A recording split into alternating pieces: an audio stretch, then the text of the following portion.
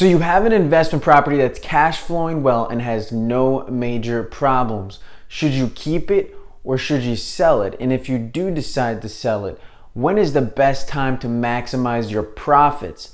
Investors use this one key formula to help make this decision.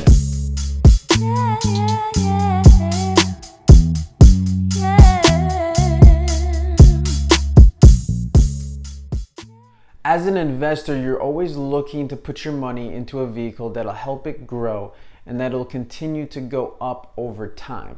There is a certain time as a real estate investor where you need to sell your property because your returns on that property are no longer growing the way that they used to. So if you want to continue to make money the way you have been, you have to take the money out of the property and put it into a new one or a different vehicle that'll help continue to grow at a high rate of return.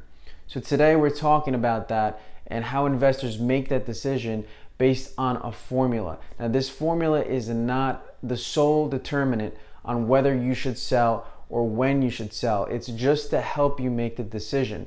There are other variables depending on the economic situation and your personal situation that you have to consider as well. But today we're going to focus on the formula and how to do it. To help make your decision on when to sell, you have to calculate return on equity or ROE. To calculate this, you take your total annual return and divide it by your total equity or ownership piece in the property. To break that down further, your total annual return means your annual cash flow plus principal paydown plus appreciation. You take all of those things combined and then divide it by what you own or your total equity. This is going to shoot out a percent, and that percent is going to help you make a better decision on whether or not to sell the property.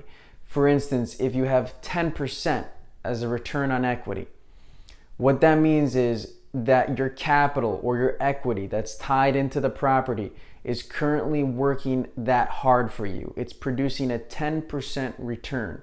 So, should I keep it in there or should I take it out? If I think that I can get a better return somewhere else, either in a different property or in a different investment vehicle, then I should take it out. If I think I can make 20% in the stock market or in another property, I'm going to sell it.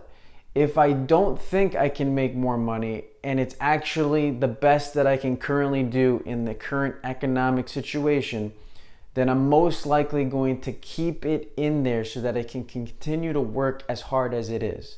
So let's go through an example together to make more sense of it. So this is a real life example we're going to go through here. The first thing you need to determine is the equity position in the property. So for instance, on my property, the value is currently $385,000. The loan or the debt amount is $238,000. So you take this, subtract it by the debt, and you come up with the equity position or what you own. So we currently have $147,000 of equity. Next, we figure out our annual return. This means our cash flow for the year. So we're going to use 2022 because we have the whole year to use. I made $5,280 in cash flow for that year.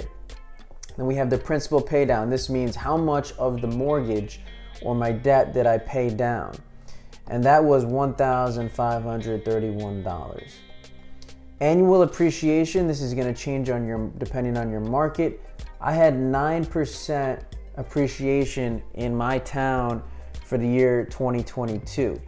And what that equated to as a dollar amount was roughly $31,000. So the value of the property went up by that much in 2022.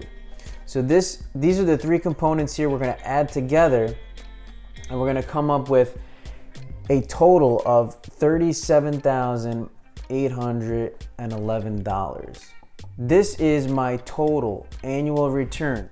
Now we take our total annual return, divide it by the total equity, and we get 0.25 or 25%. That is our ROE or return on equity. So now what do we do with this number? Remember, we have to compare it to what we think we can get. So in my situation, if I had this 25% return, I'm doing very well here. I'm making a good return on my money. If I took this money, sold it, and put it into the stock market, I'm not gonna make anywhere near 25%. The only way I can get a better return than this is if I had a very good business opportunity, or if there was another property, maybe a commercial property, that could produce for me more than this amount. But for me to go through the hassle to sell it and then to buy a new property would not be worth it unless it was significantly higher than this. So in my situation, with this number, I am not going to sell that property. I'm gonna hold on to it. So now you know how to calculate ROE, return on equity, to make a better decision on when to sell your investment property. I hope that was of value to you. Please like the video, subscribe to the channel. Remember, keep going, keep learning, and keep grinding.